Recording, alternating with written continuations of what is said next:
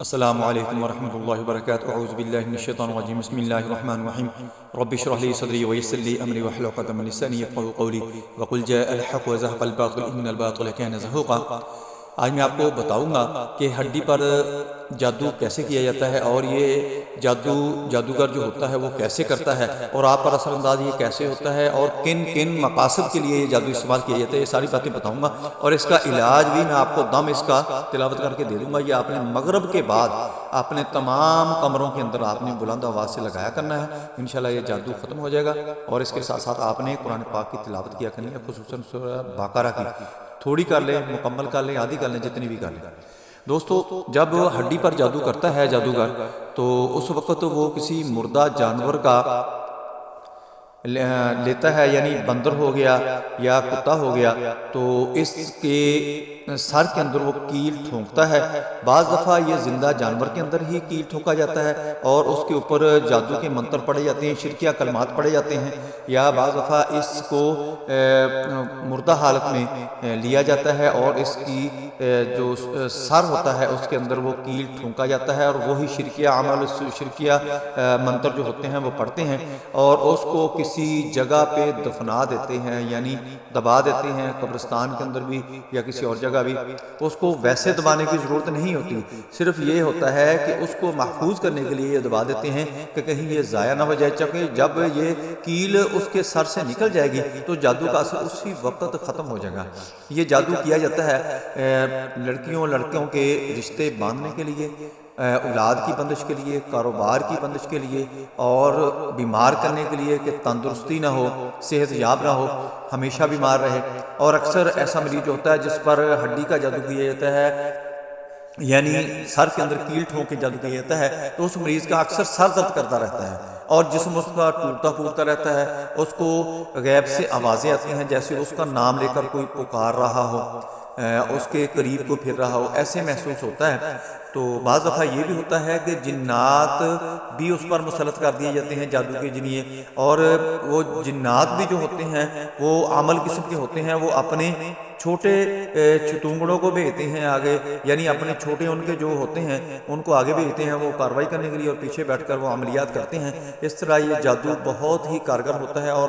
جلد اس سے جان نہیں چھوٹتی۔ اس سے جان چھوڑنے کے لیے آپ نے 5 وقت نماز پڑھنا شروع کر دیں، قرآن پاک کی تلاوت کرنا شروع کر دیں، خصوصاً قرآن پاک کی تلاوت جو ہے وہ ترجمہ اور تفسیر کے ساتھ کریں، آپ کو اس کا بہت زیادہ بینیفٹ ملنا شروع ہو جائے گا انشاءاللہ۔ اور اس کے ساتھ ساتھ آپ نے سورہ بقرہ کی تلاوت کرنی ہے، سورہ بقرہ مکمل پڑھ لیں، روزانہ آدھی پڑھ لیں یا کچھ حصہ اس کا پڑھ لیں، انشاءاللہ اس کی برکات سے اللہ کی ذات یہ جادو ختم کر دے گی۔ چونکہ یہ جادوگر جب جادو کرتا ہے تو وہ یہی سمجھتا ہے کہ اس کا کوئی توڑ نہیں ہے، جب تک یہ ہڈی نہیں ملے گی، جب تک یہ کیل اس میں سے نہیں نکلے گا تو یہ ختم نہیں ہوگا۔ لیکن اللہ کی ذات نے جو کلام اپنے پیارے آقا پر بھیجا ہے اس میں اتنی طاقت ہے کہ یہ فوراً ہی ختم کرنا شروع کر دیتا ہے اور سارے کا سارا اثر اس کا ختم ہو جاتا ہے۔ اسی طرح کا ایک واقعہ ہے کہ قرآن کی افادیت کے لیے میں آپ کو سنانے لگا ہوں کہ حضرت عائشہ صدیقہ رضی اللہ تعالیٰ عنہ ایک بچے کو دم کر رہی تھی، تو نبی صلی اللہ علیہ وسلم تشریف لے آئے، تو نبی صلی اللہ علیہ وسلم فرمایا کہ عائشہ قرآن سے دم کرو۔ تو اس کی افادیت یہ ہے کہ قرآن سارے کا سارا شفا ہے، آپ قرآن کی تلاوت کرنا شروع کر دیں، انشاءاللہ آپ کا جادو ختم ہونا شروع ہو جائے گا۔ اور یہ کافی خطرناک ہوتا ہے، جان لیوا بھی ہوتا ہے۔ جب یہ پرانا ہو جاتا ہے، قدیم ہو جاتا ہے، تو اس وقت یہ بیماریوں کی شکل اختیار کرتا ہے، اور بیماریاں بھی وہ ہوتی ہیں جو لا علاج ہوتی ہیں، جیسے کینسر وغیرہ ہو گیا، ایڈز ہو گیا، یہ ایسی چیزیں جو ہیں جن کا علاج ہی ممکن نہیں ہے، وہ بیماریاں لگ جاتی ہیں۔ اور جب ٹیسٹ کروائے جاتے ہیں تو اس کے اندر ٹیسٹوں کے اندر وہ بیماری آتی ہے، جب وہ میڈیسن اس کی دی جاتی ہے تو وہ میڈیسن کام نہیں کرتی۔ یہ جادو کا ہی اثر ہوتا ہے جس کی وجہ سے وہ کام نہیں ہوتا، شفا یاب نہیں ہوتا، مریض صحت یاب نہیں ہوتا۔ اس لیے آپ نے اس دم کو مغرب کے بعد آپ نے اپنے گھر کے اندر بلند آواز سے لگانا ہے، اور اس کے ساتھ آپ نے یہ بھی کرنا ہے کہ ہر کمرے کے اندر جا کر اس کو سننا ہے۔ انشاءاللہ آپ یہ 21 دن تک عمل کر رہے، تواتر کے ساتھ، تسلسل کے ساتھ، کنسسٹنسی کے ساتھ، آپ کو انشاءاللہ ریلیف بھی ملے گا، صحت بھی مل جائے گی۔ اللہ اکبر، اللہ اکبر، اللہ اکبر، اللہ اکبر،